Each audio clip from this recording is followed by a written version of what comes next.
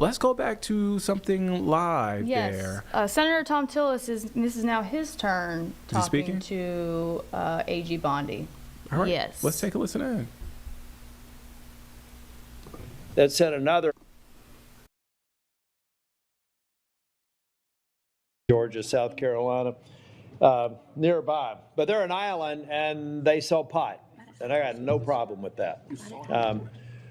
What I have a problem with is some of their actions or activities that are, I think, concerning me that actually speak to the broader issue here about marijuana and what we ultimately do with it, with nearly 36 states having it either medical, recreational, or hybrid. But this kind of feels like, to me, the way the tobacco industry got attacked for advertising to young people. We already know, incidentally, that we got a vape problem around here, particularly among young people. And Madam Chair, if I may, I'd like to seek unanimous consent for letters from the Sheriff's Association and the Federal Law Enforcement Officers Association Foundation citing the serious problem we have here with illegal vapes in this country. Without objection. Thank you. But, this worries me because it's a money-making enterprise. It kind of seems like it's preying on younger people. But then I want to talk about this handy app you can get now. Now, it's illegal in North Carolina and Tennessee and Georgia and South Carolina to buy pot, but apparently you can go order it on an app, then right over there to the boundary and get it, I assume. I assume that they're not delivering it outside of the boundary because I think that would be illegal. Would that be illegal? Senator, thank you for pointing that out. I was not familiar with that app, but we will certainly look at that. Yeah. Do you, if I get, let's say I get an illegal, let's get a vape from China. A lot of them are manufactured in China. Not The majority. to anywhere near the sort of scrutiny that we have here in the United States. If that illegal vape let's say it's, I don't know what it's loaded with, but it gets if it's illegal in the state of North Carolina, and let's say it comes in, I'm using a hypothetical example, into the port of Wilmington, and then finds its way to New York or some other state that has legalized marijuana, is that an illegal transportation of a controlled substance? In other words, unless it teleports into a legal jurisdiction, wouldn't it have been illegally transported at some point? Based on federal law, Senator. Based on federal law, okay. Now, do you are you familiar with the science of teleportation? No, Senator. I don't think it's been perfected yet. And so it requires a physical movement from one place to the other. I've asked a number of people when they've come before this committee, and hopefully I can get your attention on this too, General Bondi. There's a growing operation in western North Carolina that is a part of the tribal lands. The problem is I can't find any legal way to get this pot that is grown here to the dispensary that's in another non-contiguous area of the boundary. So you see what I mean? I'm just trying to figure out how the eastern band of the Cherokee are legally transporting what they're growing at scale here to what they're advertising in Charlotte on the billboards as one of the country's largest dispensaries, and apparently also offering to let you buy it online. So can I get your commitment within the DOJ, not you personally, but that can I just get a definitive answer that there's no there, that they are legally transporting it, or that we do have something here that doesn't seem to comport with federal law? Yes, Senator, I will absolutely have my team look at that issue, and I'm not familiar with that establishment.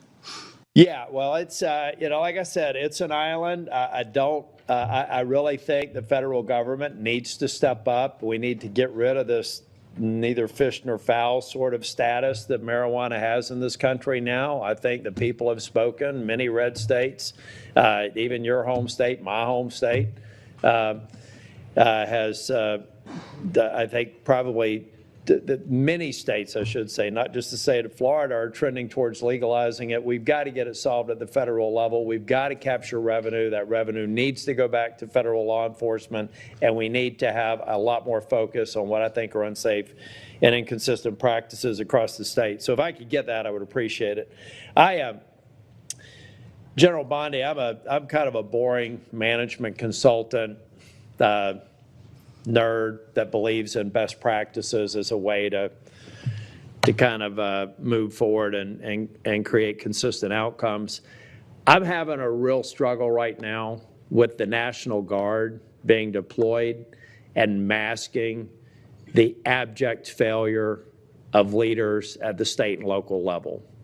So give me some sense of if the deployment of the National Guard to Chicago or Portland is necessary to kind of create a shock to the system, do you believe that that's a best practice or just a necessary evil until we regen the extraordinary work I've seen on joint task forces every day in North Carolina with absolute cooperation between state, federal, and local officials? Is that the best practice that we should get to, or is this deployment of the National Guard a part of an emerging best practice that I just don't get yet?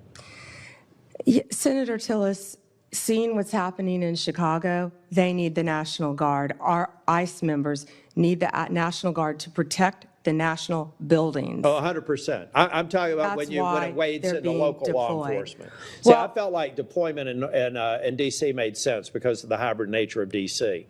What I'm saying is outside of that, defending federal buildings and federal law enforcement, addressing, I think you mentioned over 500 murders in Chicago, it would just seem to me that all those bums should be thrown out in an election. And are we masking an underlying problem that will come back the minute we leave? That's what I'm talking about. Not the protection of federal buildings and federal law enforcement officers, but almost the sense of they become an arm of local law enforcement. I don't consider that a best practice. It doesn't sound like you do either. Well, I don't believe our National Guard want to be doing that, but they're going to be where they have to be to keep Americans safe. In Memphis right now, the highest violent crime rate in the country. I was on the ground with Secretary Hegseth there, and our Guard was there, and they were thrilled. They're ready to help, and we used all Tennessee Guard there. Secretary Hegseth used all Tennessee Guard. They're working hand in hand with the Memphis Police Department, who I believe we're very happy to have them there, helping them to keep Memphis safe. Can I go back to the vaping again that you brought up, please, Senator? So I went to Chicago, actually, with Secretary Kennedy, and it was just outside of Chicago in a suburb. And we were there talking about the illegal vapes and what parents need to know. This is a bipartisan issue. What people need to know, these illegal vapes, they're all over this country. You can buy them in convenience stores. You can buy them in grocery stores. One vape is the equivalent of, I believe, 20 cigarettes.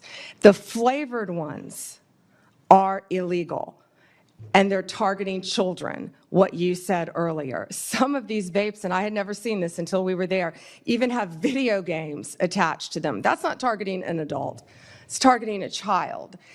And they're also, the majority, are coming in from China, which is illegal, and they're lacing them with THC.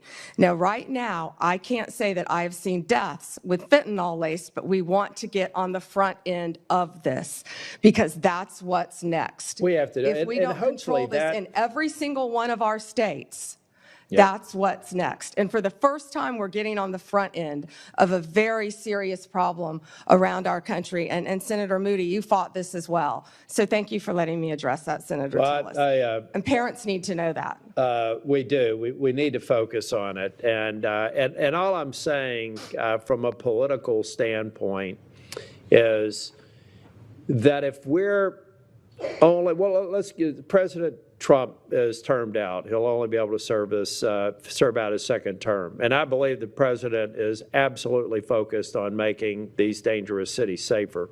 I reject any notion that Charlotte's on that list, by the way. So whether you're a Democrat or Republican, bring it on. But I see 3.5 years from now, if we don't address the systemic problems, that what we've basically done is given a governor and mayor and city councilman a pass on failing to protect their people.